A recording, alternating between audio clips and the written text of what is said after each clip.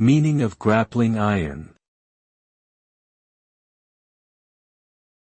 Grappling iron. Grappling iron. Grappling iron. Grappling iron.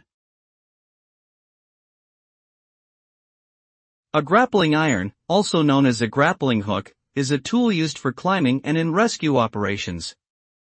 It consists of one or more hooks attached to a rope or chain, used for catching, gripping, and pulling objects. The hooks are designed to grab onto rough surfaces such as rocks or wooden beams.